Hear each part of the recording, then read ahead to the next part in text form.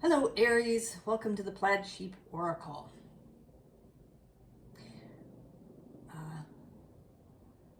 You have a fun reading today. And I think maybe you need it. We start with healing the heart. And it's actually, I want to say it's not so much necessarily about healing or that it's just kind of about heart and love energy.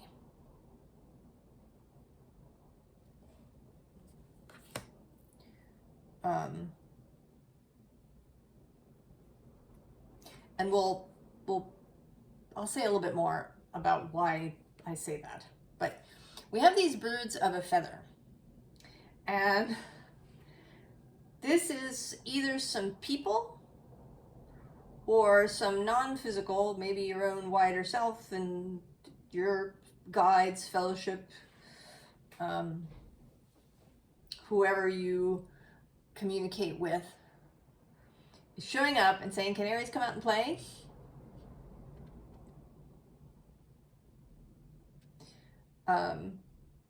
And in this scenario, you are both the parent who's being asked this question, as well as, right, the kid.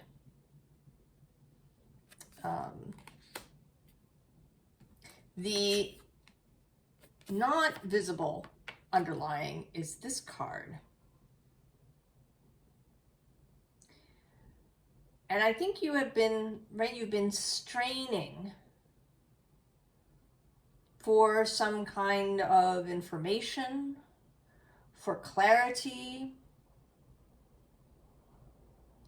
There's something that you've been focused on in some way, and you've gotten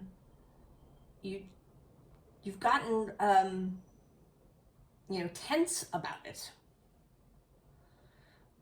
It's not even like waiting for the kettle to boil, because at least in that case the kettle is right in front of you. I mean, you're staring at it for a long time, but at least it's right in front of you.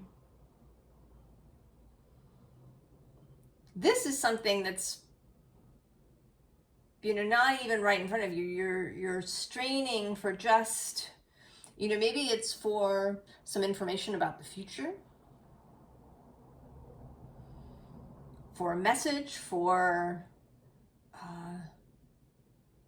a piece of clarity, for something. You've been, maybe you've been waiting for somebody in particular to contact you. I don't know. But there's something that you've been straining to hear. Right? Every sense, even beyond hearing, out.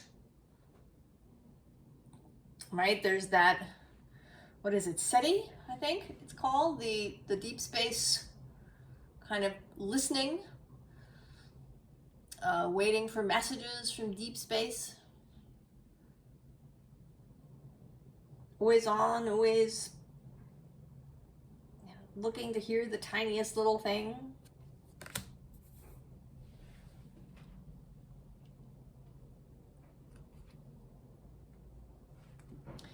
Now this card, this Six of Pentacles, always speaks to me of being persuaded to do the maybe slightly illicit or dangerous or I don't know what word I want. The thing that you think you're not supposed to do. Right? Whether it's going deep into the unconscious, exploring your shadows, or maybe it's stopping exploring your shadows and going in and doing something else. But there's always, right, there's this person on their knees who, to me, is that voice that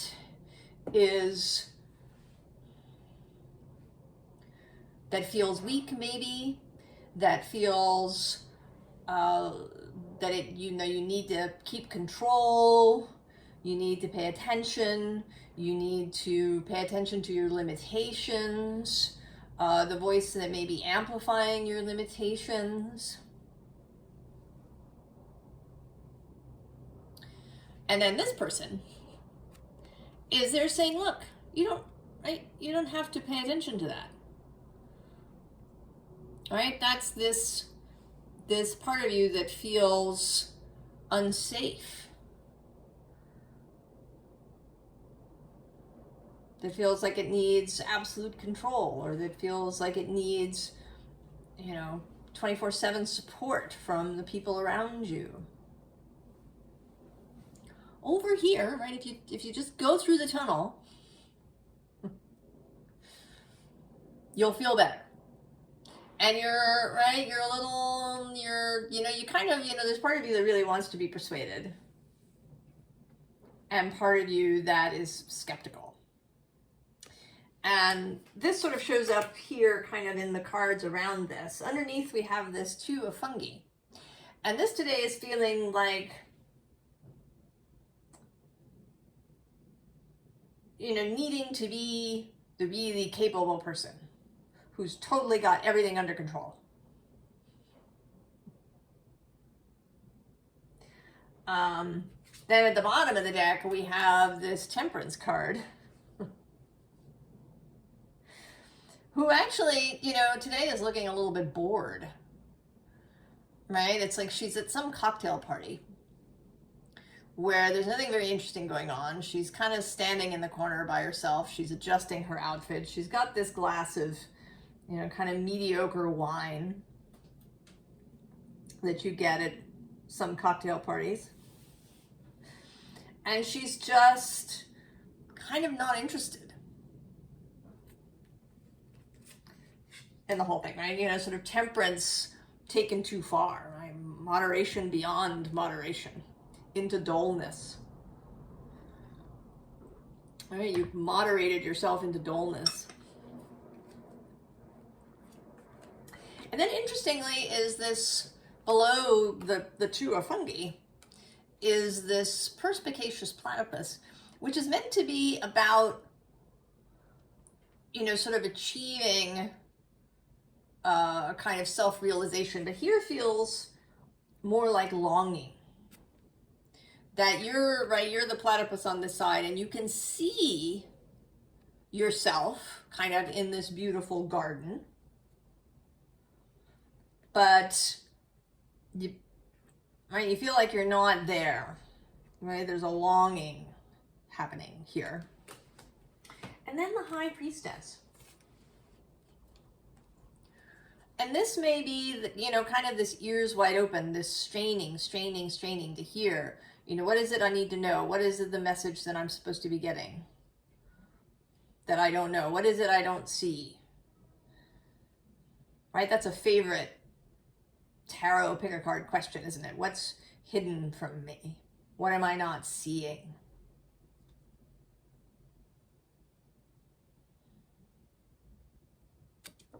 But then below that,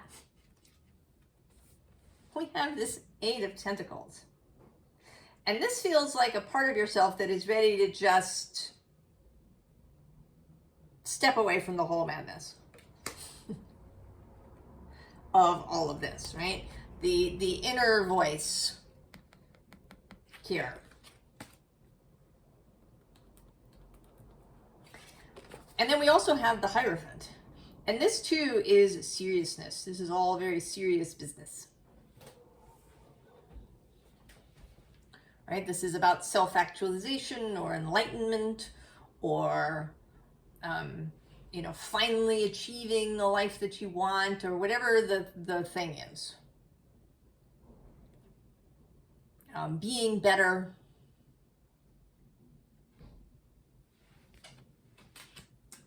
But then we have this, I love this. This is one of my favorite pages of air, of Aether.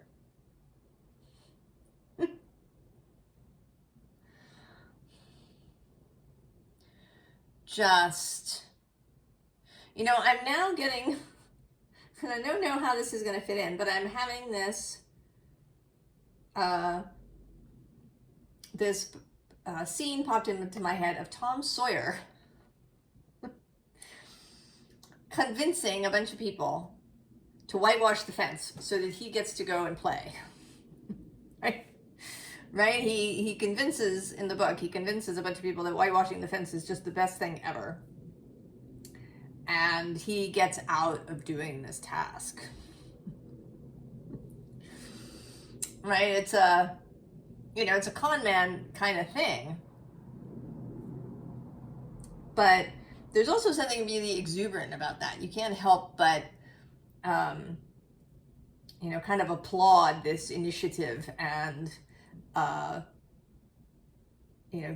getting out of doing this thing, right? That he didn't really want to do. And there's something, right, about doing something that may feel to you a bit like that, right? Does that story sound manipulative? Right? Tom Sawyer manipulated a bunch of people into doing his job.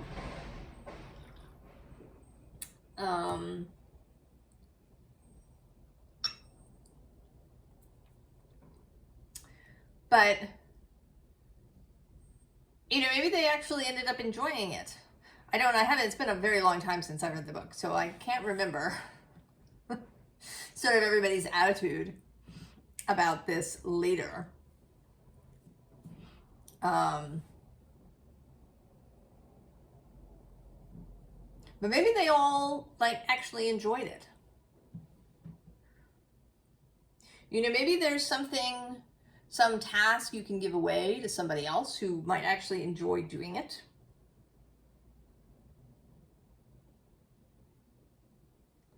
You might not even have to, sort of do the whole Tom Sawyer thing. You might be able to just ask. But there's also something about doing a thing that may seem illicit to you.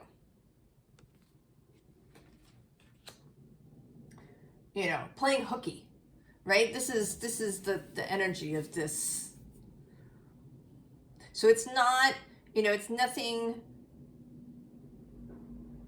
hurtful to someone. The other Tom Sawyer's friends, right? They were not hurt in any way by whitewashing the fence. Right? If you play hooky from school and, you and your friend go off somewhere and, eat ice cream in the woods or, whatever it is. It's just this moment, right? This moment of freedom. Maybe, right, just playing hooky from your life.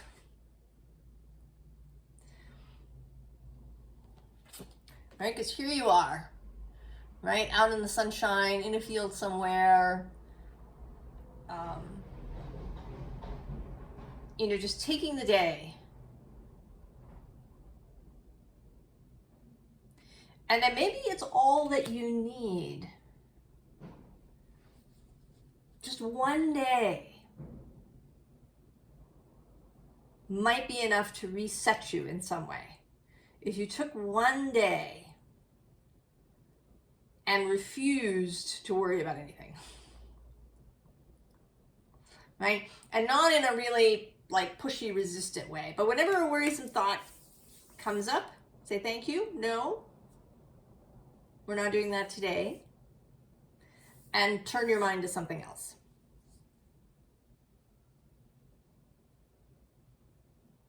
Go and do, right, something that's really pleasurable. Read a trashy novel. Or maybe, read a classic novel. Read Tom Sawyer. Or something by Charles Dickens. That might be your pleasure. Although I would suggest reading something, right, something that has, an upbeat energy. you know, reading an adventure story, reading The Lord of the Rings, or, right, there's adventure, there's some scariness, but overall it's, right, it's an uplifting story. Or, you know, go take yourself on an artist date for the whole day.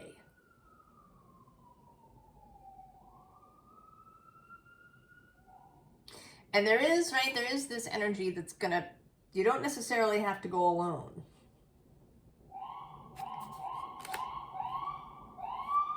Although maybe that's what you would enjoy the most, actually. Right? If you're somebody who doesn't get a lot of private time, maybe that is what you'd really enjoy, is to go somewhere and turn off your phone and say, there's an emergency, you know, call the other parent. I am off the hook. And the more, I want to say actually, that the more illicit this feels, the better. That we're kind of going for that. Right? The bad behavior. There's something about that energy, about crossing that line that's important in some way. Then we have the Ace of Wands, right? The new idea that, you know, may arrive at this point. That it isn't that this is the purpose. You know, some people will talk about the fruitfulness of boredom, you know, or of leaving, you know, for somebody who's trying to come up with a solution to something, that you leave and go do something else. And then maybe the solution comes to you. But this is a little too cause and effect. This thing that you're being asked to do is kind of not, it's not meant to be like a quick fix or, you know, some sort of switch that you press in order to, you know, reset yourself or get an idea that you do. There's something more. This is broader. This is more like a whole reset. And I say that partly, I'm going to go back to this deck, because the other card here at the bottom that kept, right, it peeked out several times. You know, the deck would shift and I would see and know it was there. It wanted it to get itself seen. And that's death. So there's something, right? And I want to say, you know, that, right, this is like the Hierophant's whole antlers.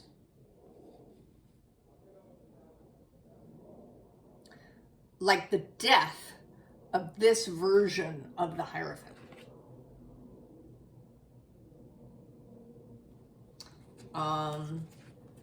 The card next to that actually is also the Seven of Aether, which is, you know, often seen as deceit or lies or tricky thinking. Right? That kind of illicit energy. Right? There's something about a jailbreak idea here. That this is not,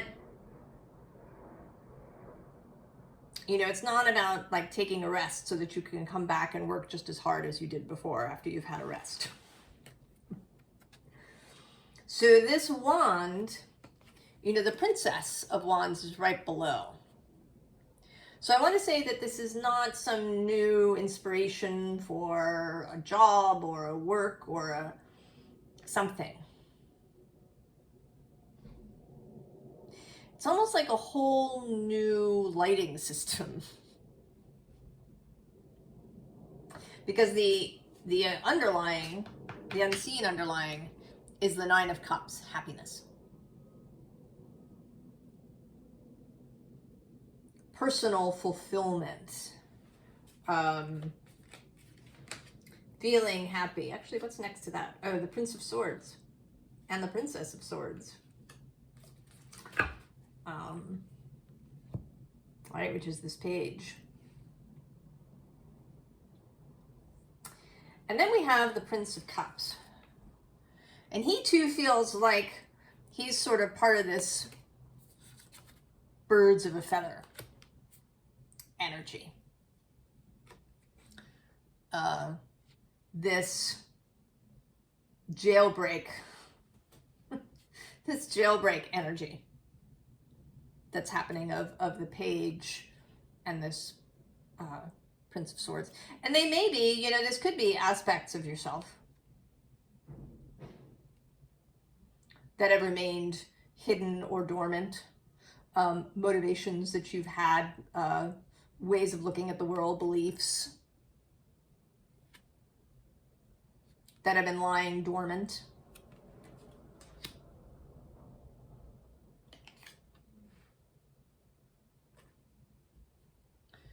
And then we have this, so interestingly, because it's virtue, the Three of Wands.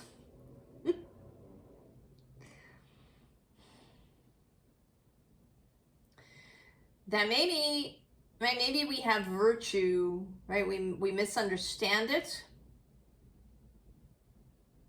right? What it means to be virtuous. We've been given virtues that don't actually work for us or that are overly rigid.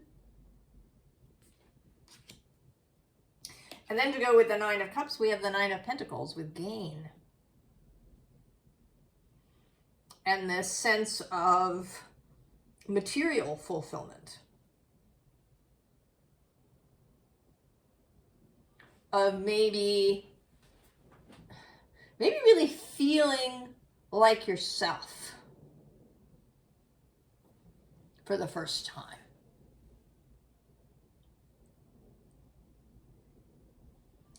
Really feeling kind of stable, like you're standing solidly on the ground in some way, that something has shifted for you. And then the Star.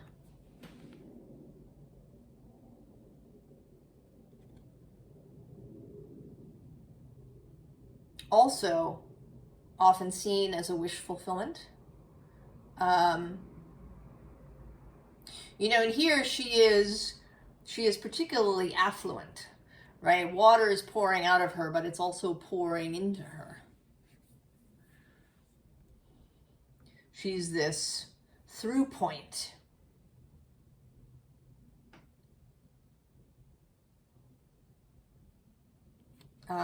If we become too rigid, too unable to relax ourselves, to soften,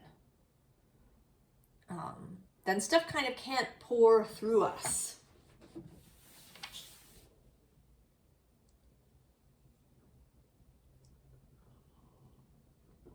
So there's something about this jailbreak.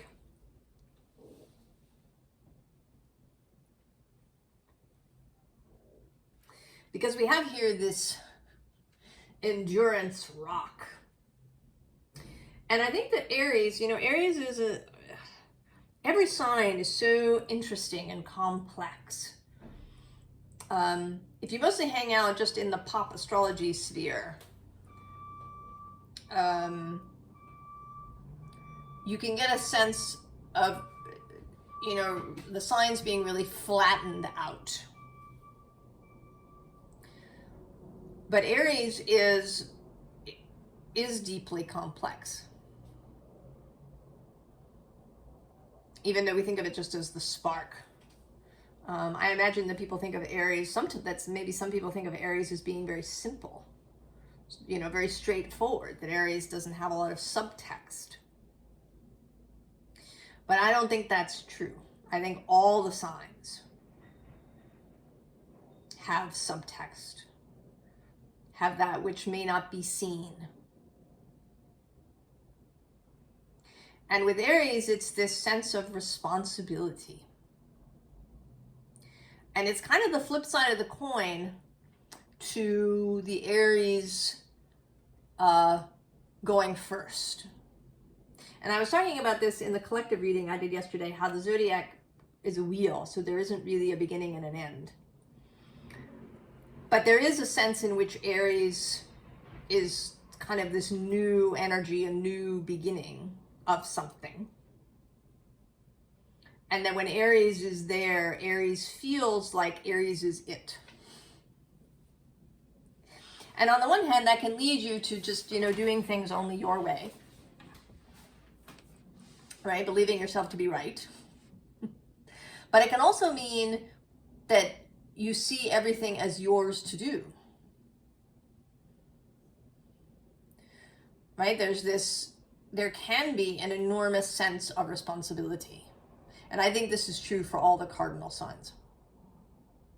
Even more than for the fixed signs. I mean, the fixed signs, I think, do have a sense of responsibility, but it's more one of holding things, right? Maintaining things. But with the cardinals, it's like, oh, I have to get it all going. I have to do it all. I'm the only one. I'm the one who begins. And so Aries can end up holding a lot.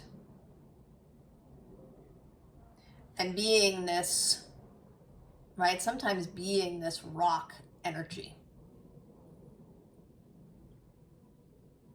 Now below that is these, companionship animals. This is more of these birds of a feather who are showing to jailbreak you, Aries. And actually below that is magic. Oh, and of course, death repeating with transformation and pressure. And it can feel deeply uncomfortable in the body to do these things, to do what we really think is illicit and we're not supposed to be doing. Because it may not even, it's possible that you have some rules that are your own.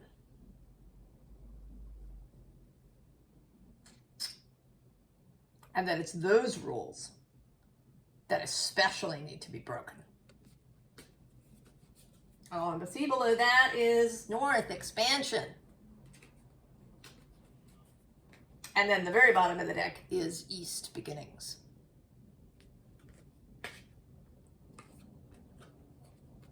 Right? That leads to growth. To growth in different ways.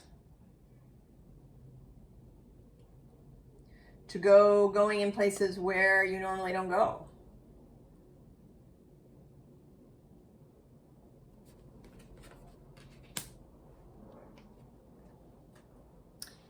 And then we have this equator, which says to make equal, but here this feels more like the seduction. Right? This is this energy getting closer. Really, right? If you're still resisting this, the call to do something illicit, then this is getting really getting close to you, persuading you, calling to you, seducing you.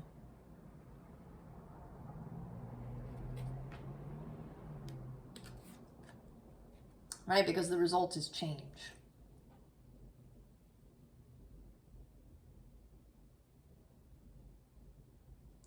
That this change requires, or even not this change, but change in general. I really feel a strong need to have this not be about something specific. That this is about, it's as if you were walking around in a shell, as if your skin was covered with some sort of hard, inflexible shell. And doing this illicit thing breaks it all off. And you're able to move freely. And it's about forever after. that you never, right, you never cross back over the line. You, right, you step over this line that maybe you've drawn in the sand, and you don't go back.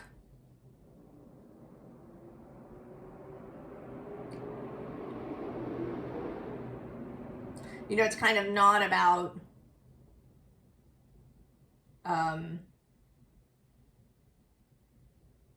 you know, setting on like I don't know, I'm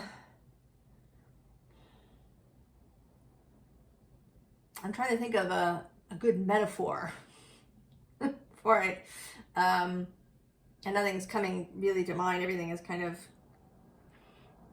incomplete in some way. And then we'll see where we go. Maybe this next deck, this is the Wordless Oracle. So here, this is, right, this is this symbolic thing that you're in. Right, you're pushing against the walls.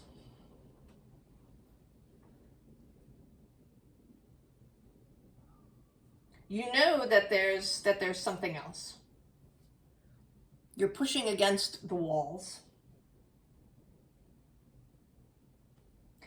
The bottom of the deck, right, you're here in this boat, kind of ready to go somewhere, but you're not in the water. The boat is sitting on the shore.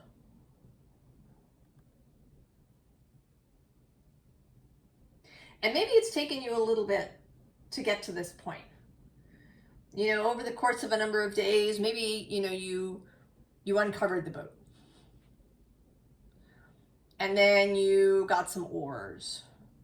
And then you came and looked at the boat. Maybe you checked it out and made sure there was, you know, no leaks.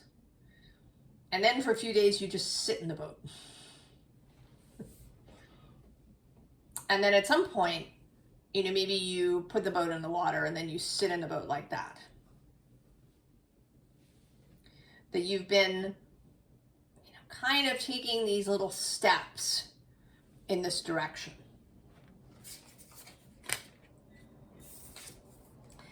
And that is what this feels like. You know, I expected this card to come out. And what it felt like to me was this preparation. This, you know, many things perhaps that you've been doing up until this point.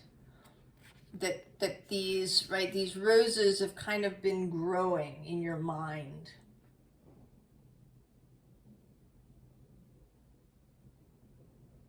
That there's been some kind of preparing that's been happening. And maybe out of sight, right? This is deep in the forest.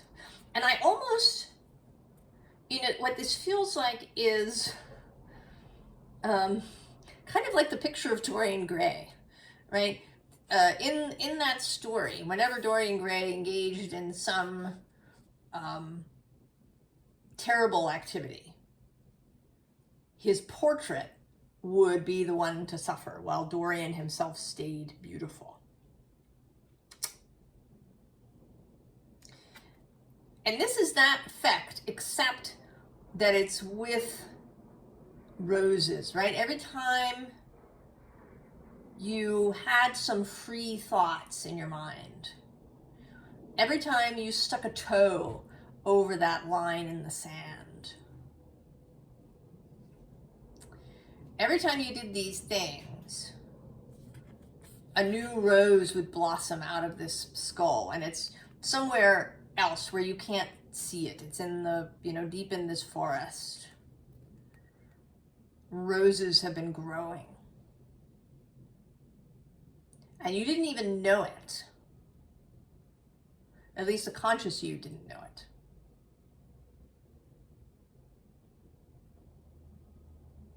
But these roses have been growing. And now, and actually I'm going to move to the third card here.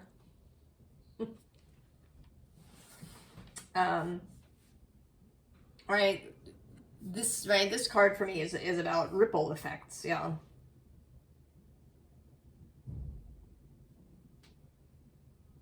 right? These roses, these ripples in the water every time you sort of put a foot over the line a little bit.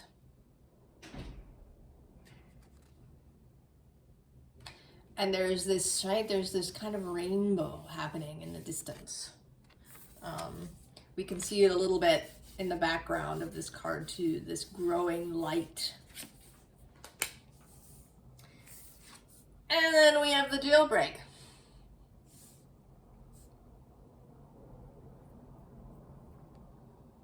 Aries coming out to play permanently.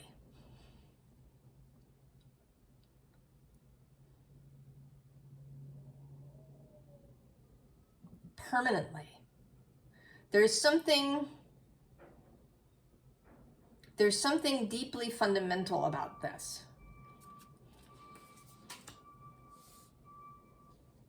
There's some rule that you've made for yourself, or that somebody made for you and you really took on, that has held you fast.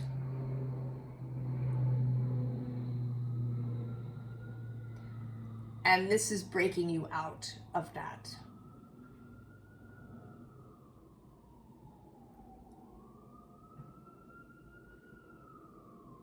And you're not going to go back.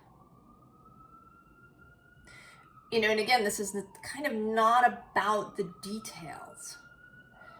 You know, maybe it's not about, you know, who in the house takes the garbage out, or who, right?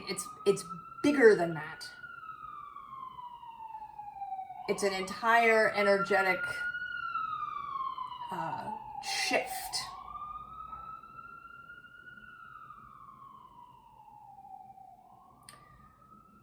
So that you're just, right, it's just going to be different. How you move, how you view what is yours to do, how you view your own ability to receive things, to allow other people to do things for you or around you. Right? This energy is coming here, right? Asking, you know, if you can come out and play. But when you go out and join, then you're going to become this.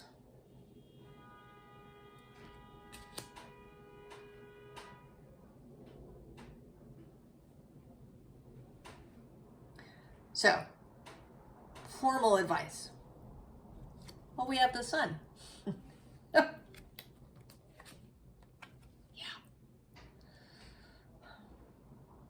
Do the thing. You know, and maybe, right, from sunset to sunset, from sunrise to sunrise, just for a day. Just for a day. Release something. Do the illicit thing, just for a day. And it's possible that you might have to do this more than once. That you might crash and burn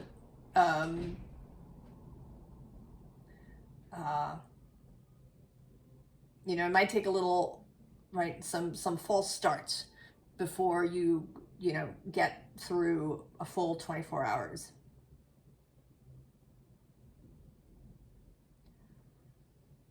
But that's okay. Because, right, these guys aren't leaving.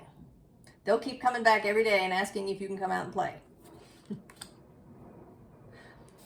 Until it's complete. Right, below the sun we have this King of Wands, and here he is looking at the Emperor, and actually also looking at the King of Swords, who's at the bottom of the deck, saying, let's go out and play, guys.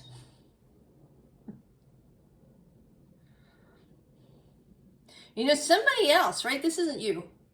Somebody else is doing the things. Let's go out and play. Right? And below that is the Magician. Oh, look at that. And Judgment.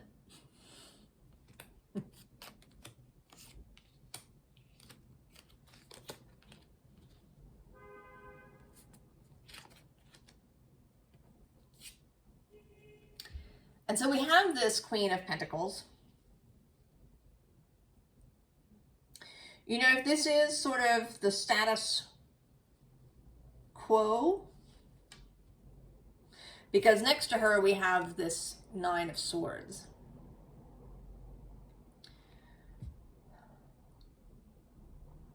So the way that the things of the physical world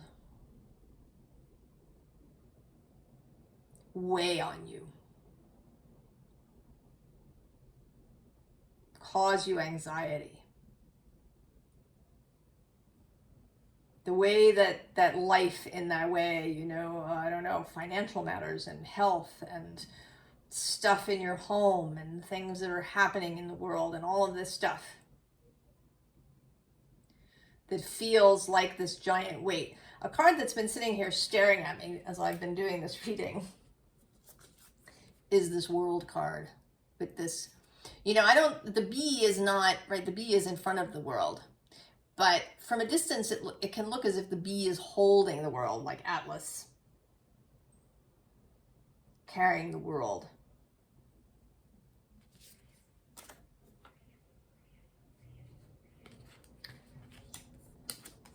Take the wand. Take the wand. Take it. Take the wand.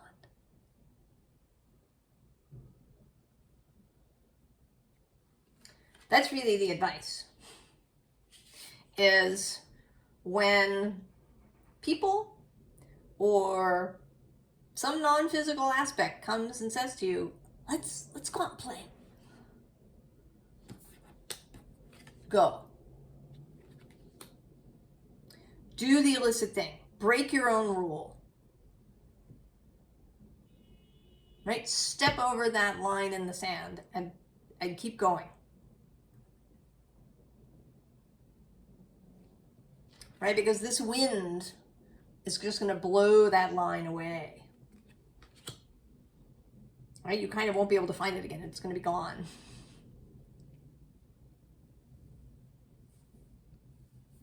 There'll be a whole new place of understanding of how, kind of how you can make, right, how things happen in the world, how you can achieve what you want to achieve in the world.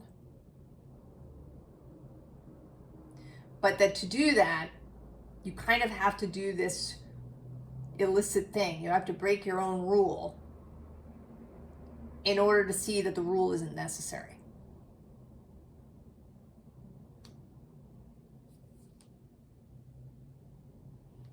Aries.